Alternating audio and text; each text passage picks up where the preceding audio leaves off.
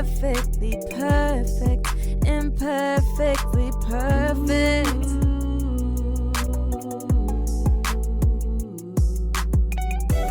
Imperfectly perfect, imperfect, imperfectly, imperfectly perfect, imperfectly perfect couple. Oh yeah. Welcome back to the Imperfectly Perfect Couple Podcast. I'm Kandy. I'm Tank. What's going on? What's new with us? Well, I think they already know. Yeah, I think it's time for you to we had a whole explain. baby. We had a baby 4 weeks ago. So we are getting adjusted and we're going to tell you guys everything. What's been going on so far. What's been going on. So, let's just start. So, I went in for induction on the 20th. Yeah, it was the 20th. The 20th of February. That was a Sunday. So typically it's your setup. You go in like the night before and you're giving your fluids, you're getting registered in the system. The whole experience was just all different, just going into with us in the tail end of this pandemic, because it's still, you have to wear your mask. Still precautions. Still all of those precautionary testings and all of that good stuff. So this experience was something totally different on my end as well as on Tank's end. So we got the whole setup thing going on. Got all of the medication, IV fluids put in me and everything.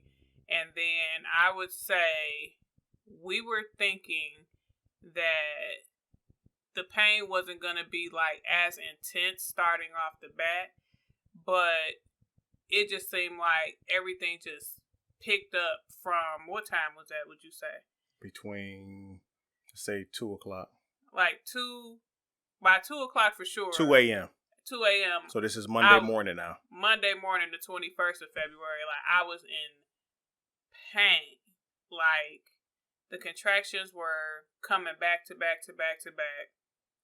We had 2 nurses that started us. Well, actually one nurse. The midnight shift. On the midnight shift, who actually started us off with setting everything up. And we would have another nurse that would come in and assist her because she was a newer nurse. So, it was a lot of things that I would say would be red flags that was going on during the whole time. The ball got dropped. It was just like, it was certain medications and certain fluids that I was supposed to be given. And it was like, I would ask about them. Everything was kind of like overlooked. We would tell them like, this is our 4th baby. So we are expecting, things to kind of move along and kind of go fast. And that was kind of like brushed over the rug. So when brushed under the rug. But when I started having those contractions and they kept coming and they weren't easing up, I just knew like something was, not right. Something wasn't right. Something was happening and it was happening quick. Like the majority of the time between that 2 to 5, I would say for sure by 5 a.m. Like I was in the bathroom a lot. Like restroom. Going back and forth, just, urinating, using the bathroom, contractions back to back, boom, boom. Like, she couldn't get comfortable at all. This pain it was unbearable. It was to the point to where it made me feel like I was going crazy. Because the medicine that they gave you was supposed to help you relax. The medicine that they gave me was supposed to help me relax, but the medicine that they gave me seemed like it sped everything up quicker. It did the reversal. And it didn't work. Like, I felt it in my head for a second, and that it was easing and relaxing my body, but then those contractions came back just super quick. So, after all of that, going back and forth to the restroom, relieving myself, contracting in the restroom, we're waiting for what we thought we were waiting for the anesthesiologist to come, but he never came because I was supposed to get more fluids on top of that I never got. So when day shift came in, it was like they were slamming all of these liquids into my body, trying to make sure I get everything in order. And it was like they couldn't give me one thing. They couldn't give me the epidural without following protocol with other medications. So it was just like a lot of stuff. We were just so like unhappy when it came to the midnight shift at the hospital in which we delivered. So it was a lot. So when day shift came in, it was like they were scrambling. Like they were basically going back, crossing T's and dotting I's that the midnight shift dropped the ball on. Mm-hmm. You know what I'm saying? And then at one point, it even seemed as if it was like day shift was kind of like the one nurse seemed like she was kind of ignoring you, but she wasn't. Mm-hmm. What she was doing, she was trying to fix the stuff that they didn't do, mm-hmm. which midnight nurses, what they didn't do, so they can proceed. Because I guess from her assessment, the day shift nurse that's coming on, what she's seeing, she's looking at, she's using her mental and probably years of experience. And she looking at Kandy like, wait a minute, hold on. Mm-hmm. Anybody with common sense and that probably got years to know that it's about to be a baby coming. So we didn't really understand at first. We just looking at like, I'm looking at it like, hey, somebody need to do something quick, fast, and hurry. And when I knew that that it was way too much and overbearing, because like for the most part, I mean, we both like kind of like level, mild tone people. Mm. You know what I'm saying? I'll probably say something faster to a person than Kandy would. You know what I'm saying? Mm. But when it got to the point to where that last restroom get up that you did, and you was like, about, I don't 7-ish? Want.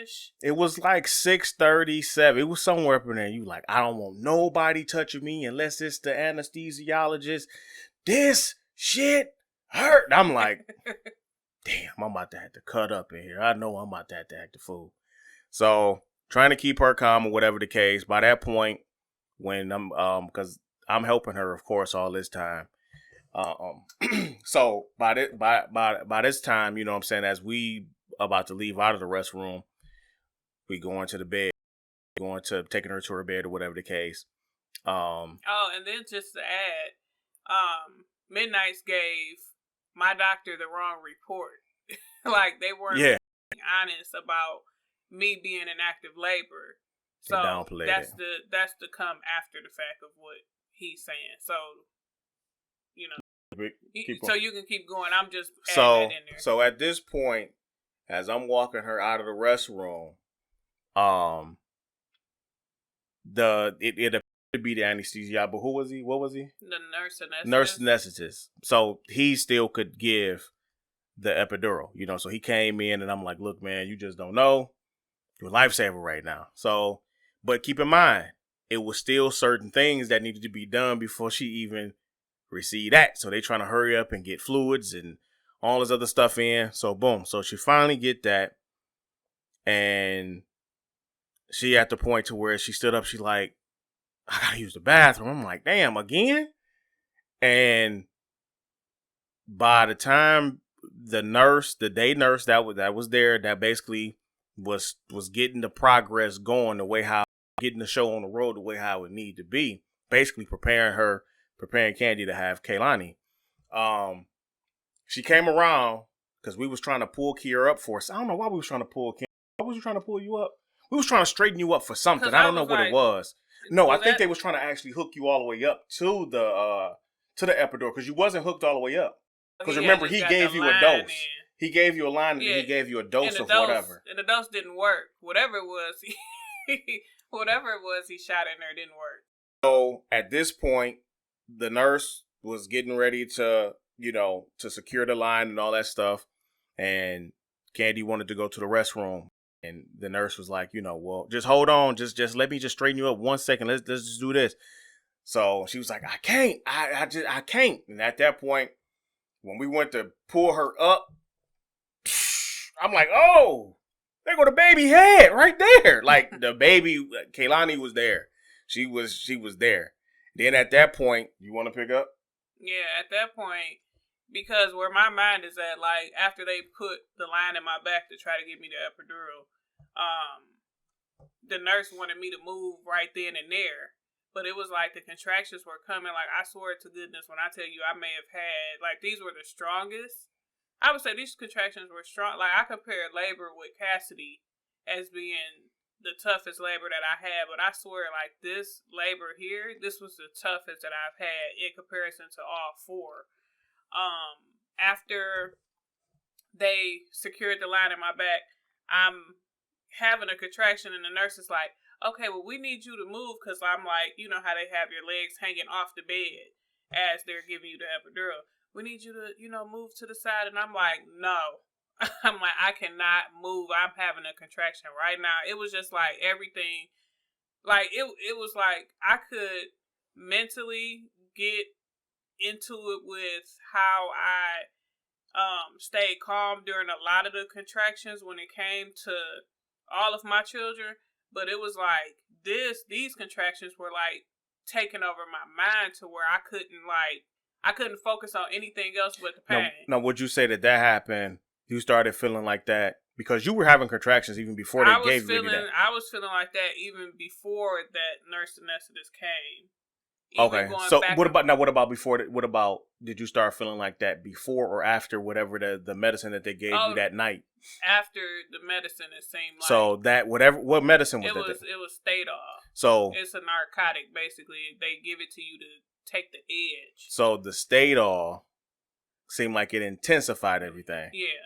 And that's exactly what it did. It intensified everything. Like, I had switched into my scrubs, my light blue scrubs. I was ready because, I delivered every last one of my children except for Kaylani, because Kaylani was like, nope, sorry, Dad.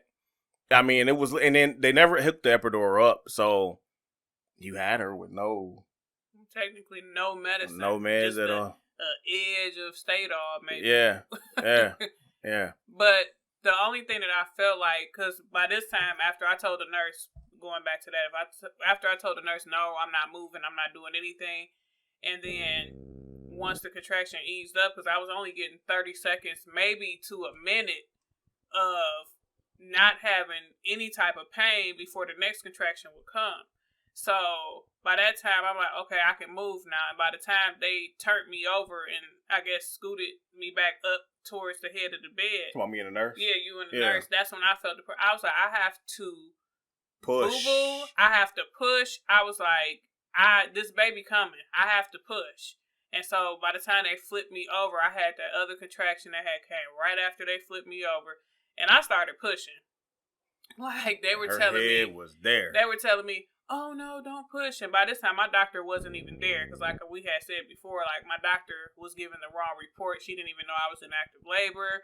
And they're like, don't push. And I'm like, oh, I'm pushing. Like, I didn't even think about, like, I wasn't thinking about, like, the consequences of pushing and what could have happened if I didn't push, or what could have happened, or if I could have hurt her or did something, because it was just, like, it was there, like, and by I pushed twice. It was there. The second push, it was over. Because you stopped after that first push you did, after we got you situated, like, centered in the bed.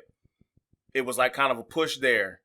And then you tried to hold. You was like, I can't. I'm like, dog, what the hell? And then, so the nurse, she pulls the cord.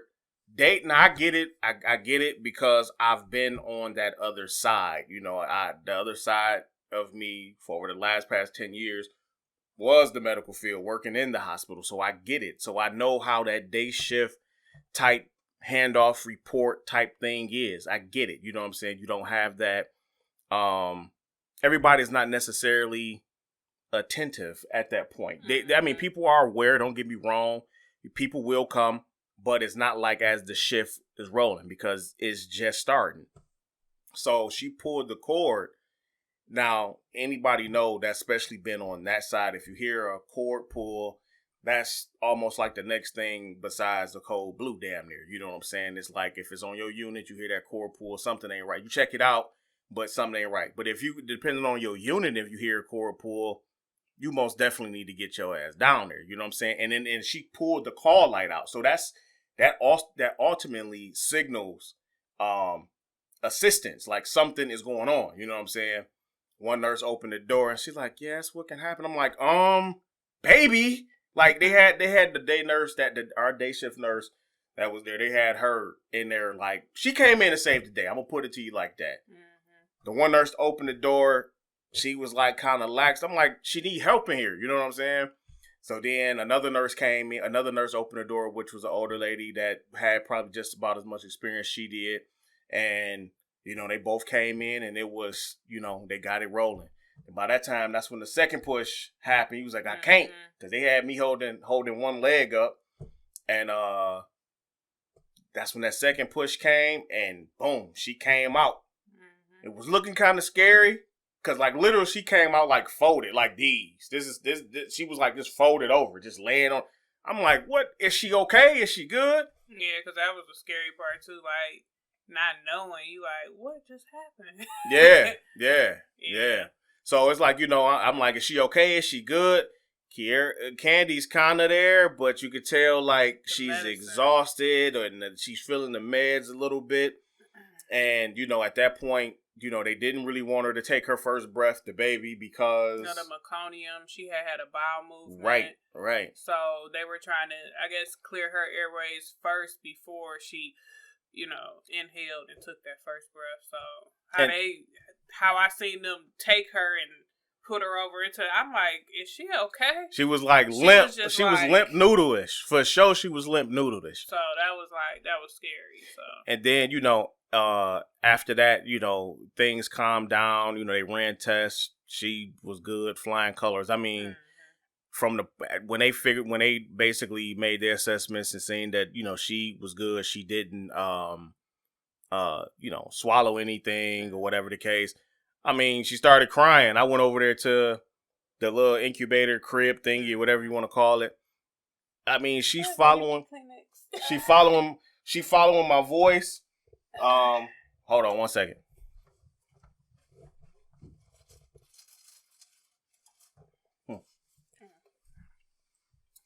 All right, we're back. She's following my voice. Very alert. Attentive. You know what I'm saying? She's paying attention to everything, and I'm like, wow, and then she's the smallest. Now, this is a whole nother thing. Mm-hmm. After all of the doctor's appointments and NS, go ahead, you can go with that one. So, after going through like all of that stuff, she came out like we were thinking she was gonna be like huge, because how they associate gestational diabetes with mothers who come down with it or whatever after, you know, going through the glucose testing and everything.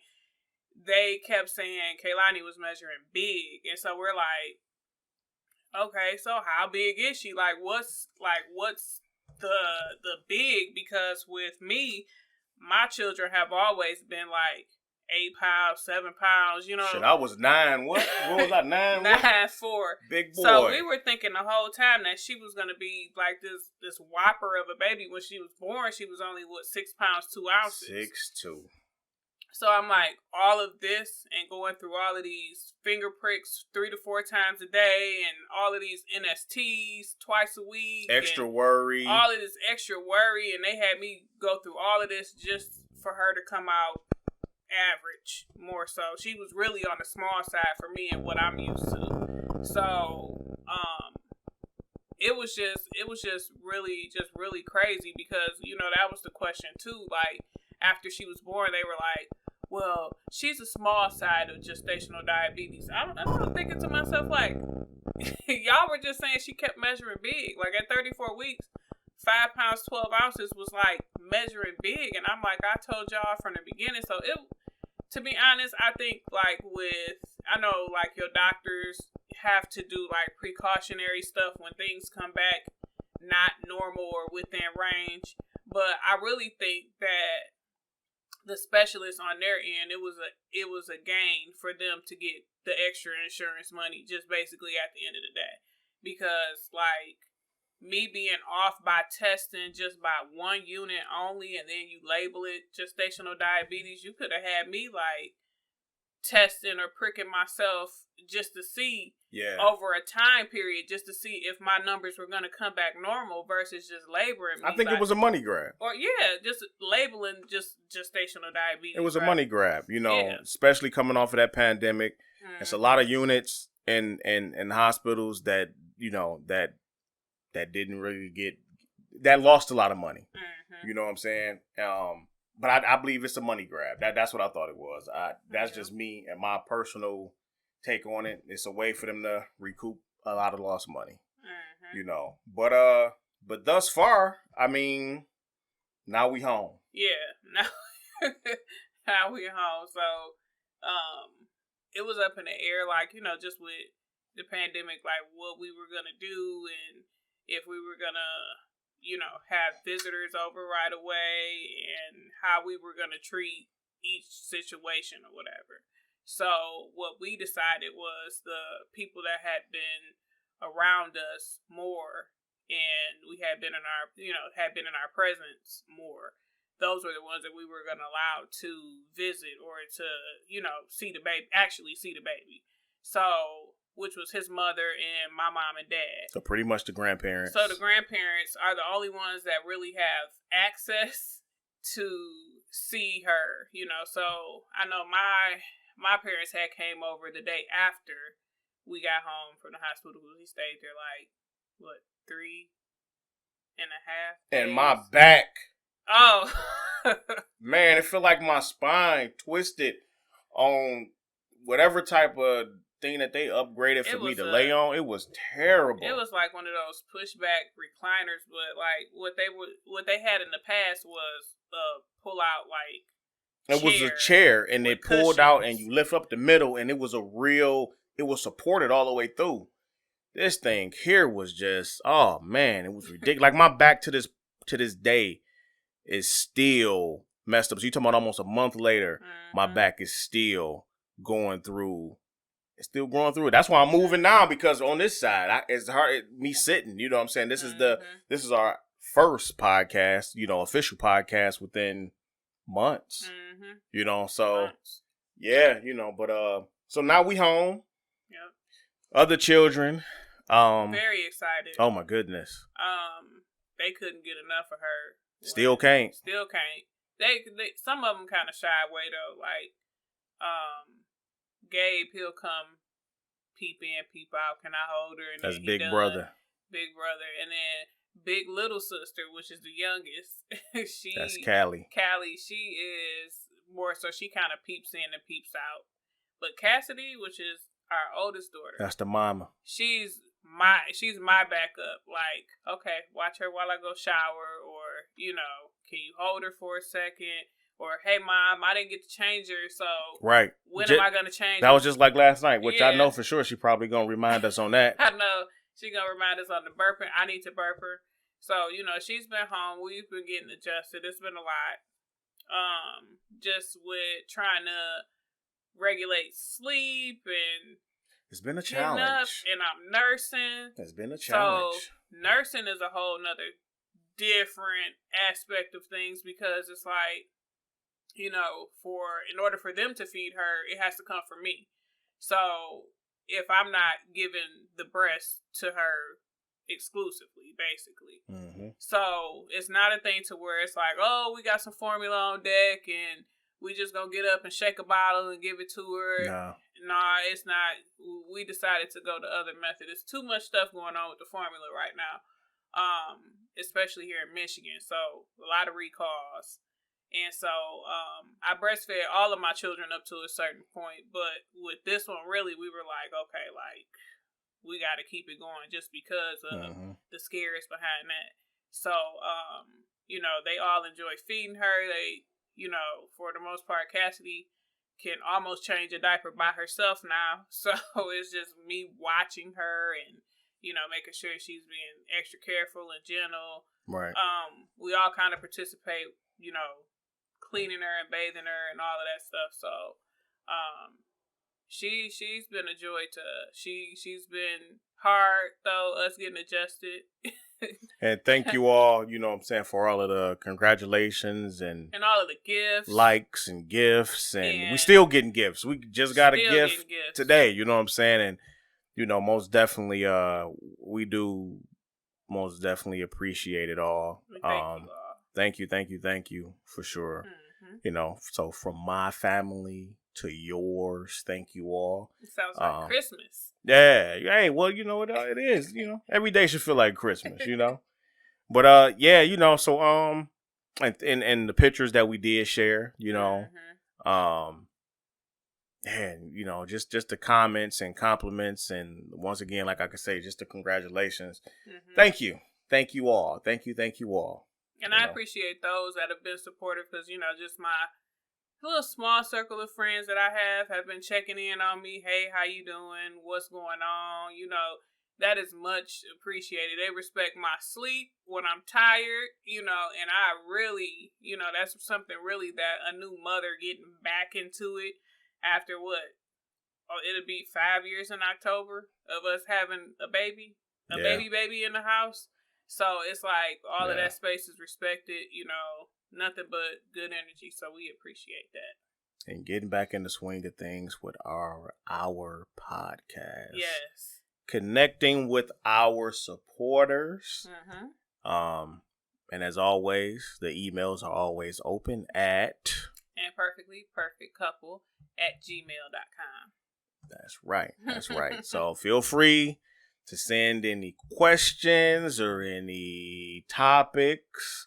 Mm-hmm. We also have the hotline. Can you see that number up there?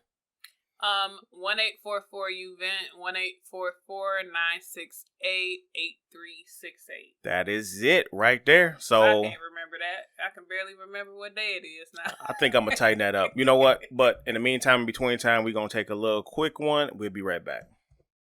All right. We are back. We're back. Go ahead. So let's talk about the reason why we haven't been getting sleep. Let's talk about that. Yeah. It's been like the first maybe 2 weeks weren't so bad with her being home. I say maybe it started getting a little rough week 2. So we figured, because we've dealt with this before, that this is what's going on again with Kaylani. So we come to the conclusion that we have a colicky baby. And with Cassidy was our first experience having a colicky baby. Oh boy. I don't think with Cassidy it got to me as much as it's getting to me now, because with Gabriel, they're 2 years apart. Oh man. He would sleep through the night. Gabe was a good baby. So he was wonderful. Gabe set us up for the okie doke. Yeah, because when Cassidy came, it was like a complete 360 when dealing with her in comparison to Gabe. Because I always say that if Cassidy would have been first, there probably wouldn't have been none. He probably would have gave me more kids, though. I don't know about that. He would have. I don't know, because if I would have asked for him. Right. If I would have really felt entitled to him, I would have had him. I don't know. But Cassidy was a nightmare. Man. Because her cry was like, I got some video of that. How do you compare her cry to Kaylani's cry? Kaylani's is light. Cassidy's cry was, it was just like, you know that part on David Chappelle when he do the skit about being on the couch and fuck your couch, nigga. You know that? That's what she didn't care about your house. She didn't care about nothing. I mean, it was just disrespectful. And I think we were worried about, because we had neighbors. We were staying in the townhome, so we had neighbors on both sides of us. Oh man, we had an older couple that stayed on the right of us, and then we had people that worked for sure, that worked day shift, that stayed on the left of us at the time. Man, so she was something different. But see, you have to show me the video, because I don't really remember. It was all a blur to me, because it was just so much going on. As long as I knew that Gabe was sleeping through the night, that was cool for me to deal with her crying all night. And it was like, we did everything. We did the baths. We did running water. swaddling her at night. We did. I even came up with songs. That was gay. Oh, that was Gabe's song. Yeah, that was Gabe's song. Yeah, I gotta explain what that is because they're gonna be like, "What is that?" What? That song. I don't know what it is. I just made it up. What you mean? It's out Middle Eastern. Yeah, I made the song up, and I just made it up. I don't know. Maybe it's something from my past life or something. I don't know. From the island. Hey, I don't know. So yeah, so Kehlani has been, you know what, man, what Kehlani is not as bad because I think for me, I probably should have said the reason why we haven't missed. I probably should have said the reason why we've been sometimes missing sleep. Because like right now, she's over there. Yeah, she's in the studio with us right now, and she's asleep. Yeah. You know what I'm saying? And so it's not a thing to where we don't get it here and there. But it is occurring every night. It seems like from the hours of 9ish till after midnight. So like maybe by 1ish or so, we can say that she's officially like. But we might have stumbled up on something, you know, because it seemed like after you did that one thing last night, we ain't gonna say what it is just yet. Yeah. It seemed like that it subsided, whatever that was. It was like, you know, she did her little, and that was it. You know what I'm saying? She went to sleep. You know, so I mean, we'll see. Yep. So I just want to give you guys the symptoms of a colicky baby. We've been doing other things too, like I know. People may make suggestions like for probiotics, we've been doing that. Gripe water, we've been doing that. None of that stuff has seemed to be working. You know, just let them cry. Let them cry if you know that they've been fed, burp, change. You know, we've tried that, but it's only so much of just letting it cry that mother here can take. Facts, I agree with you. So, also, you know, watching what I'm eating too, because it's like I know it's a lot of things that can. Flare up colic in a colicky baby if you are breastfeeding exclusively. Main thing is, I know for sure it's dairy. Like they do want you to stay away from dairy. They also want you to stay away from like certain vegetables that may be gassy. Like for instance, go ahead, pull broccoli. it up. I'm pulling it up. Let me pull it up for you. You're just saying that the food groups. Let's give some information. But in the meantime, in between time, please like, share, and comment on any of the videos that you see on Facebook or YouTube up under Imperfectly Perfect Couple. You guys can also hit the Imperfectly Perfect Couple at gmail.com.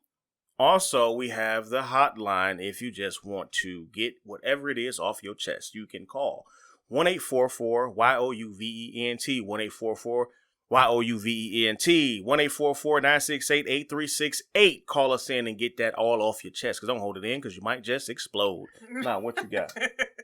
So, basically, you need to avoid things such as your dairy, which is your cheese, your cow milk, certain vegetables like cabbage, turnips, broccoli, beans. Especially, I had to find that out the hard way. Cause I forgot. It's like, you know, going back to Callie, cause Callie, I exclusively breastfed her for like 18 months. So going back to her, it was some things that, yeah, I needed a refresher's course in. And I'm not afraid to admit that because you do forget over time, like what you eat. I know it was chocolate sometimes too, depending on the type of chocolate. You should avoid like your milk chocolate, like your dark chocolates may be better for you. And caffeine, which I have not had any of, but I've been craving it. Also fruits like prunes, melons, peaches, other fresh fruits, rhubarb and apricots. Some of that stuff I don't even eat, but that's just, you know, some things right there. One thing to know as far as how do you know that you have a colicky baby, because there's a lot of things that you're gonna have a cry that's screeching, like it's an inconsolable cry, and there's nothing that you can do to console this baby at all. you're going to have that inconsolable crying after you've, of course, fed, changed, burped, bathed, if you go that far to giving the baby a bath every night or however. Screaming, extending or pulling the legs up to the tummy. Also passing gas is a sign of it. An enlarged or distended stomach. Arched back, clenched fists, and the Arthurs. a red face after crying from like a long episode. Brother. So, clenched fist. So it's like many of things that you can look out for. And for the most part, when she goes through her spells of this colicky stuff, like she may have an episode during the day, but it's not as bad as the episodes at night. And we have still kids that are in school and everything, so they sleep through it all. And I'm thankful that they sleep through it all, because when she cries, like, I feel that she wakes everybody up. I know I'm alert when she cries. So I'm up. I think this time, like I was saying before, is a little bit more on me, because I just feel like it's maybe because I'm older, and maybe because my patience isn't as stretched as how it was when I was 27 versus having a baby now at 36. So I think that I could kind of tolerate it a little bit more with Cassidy going through the colic the first time around versus like now, because it's like, what do I do? Like, she won't stop. But swaddling her, that's another thing that we figured out. I also have like the cozy baby wrap thing and tucking her in there, like my ancestors and then my roots and everything. So tucking her in there kind of helps. Yeah, that seems like that worked. Yeah, so it's a lot. So anybody that's going through things with the colicky baby, if you have any suggestions, feel free to reach out to let us know what remedies you tried. And we're still trying things just to see how everything is working out. But for sure, I know that those probiotics and the gas medicine of your choosing does seem to take the edge off. They seem like they burp and get it out for the most part. Another recommendation, after talking to my mom, because there weren't many colicky babies in my family, and just a lot of babies in my family weren't necessarily exclusively breastfed. So one thing she did recommend was like a steamy shower, like going in the bathroom, turning on the hot water and just sitting there and just letting the steam hit you. So, and the baby, of course. So that was one thing that was recommended. But other than that, a vacuum cleaner. We do have a white noise machine. We have a vacuum cleaner. You might hear it.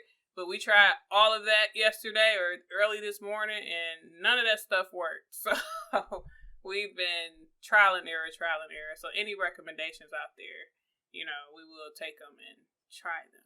So for sure. Well, I mean, I guess we can wrap this thing up, B. Wrap it up. So yeah, our experience this time around with the pandemic and having the baby, it was different. Not to mention, I forgot to mention the masks we had to keep on our face, and just all of that precautionary stuff. So this labor and delivery, it was a mess. I'll just put it like that. I really appreciate like the kindness of my doctor and the staff that actually really, we felt that care once they came on board. Yeah. Because that meant a lot after the fact. So, so this time around, that delivery was somewhat of a nightmare. It was different. It was, I ain't never felt that way. I ain't never cursed. I ain't never did none of that. I cursed. I'm very good with pain. When I tell you my pain tolerance is excellent. But for me to go through all of that, it was a mess. So, and then going back to, everybody's excited about this baby being here, and we're excited, and we love her dearly and everything. So just any suggestions that you guys recommend for colic as well. Also, we have more new and exciting things that are going to come. We're going to keep you updated with pictures, videos, and anything that we plan to do as a family. We're going to keep you guys updated on that. Any suggestions on where you think that you guys would want to see us, or where you think some fun places may be that are kid friendly, we'll take those suggestions as well. That's right. So we look forward to sharing more content and hearing back all of the good feedback. And, you know, if you guys have negative feedback, whatever. Just feedback. So we'll like to hear it. And as always, like, share, subscribe to Imperfectly Perfect Couple on Facebook, YouTube. We do have a YouTube as well. YouTube. Yep. Instagram. What are the other TikTok. Spotify. Do you have that? It's on there. That's all on there. Oh, it's okay. here. It's on there. The audio is on any of your platforms where you may find or listen to podcasts. So it's there. Just type in Imperfectly Perfect Couple. And boom, look for these logos back there or right here. Catch a spot. Yep. All that good stuff. All right. Until then. Bye. Hey. Imperfectly perfect. Imperfectly perfect.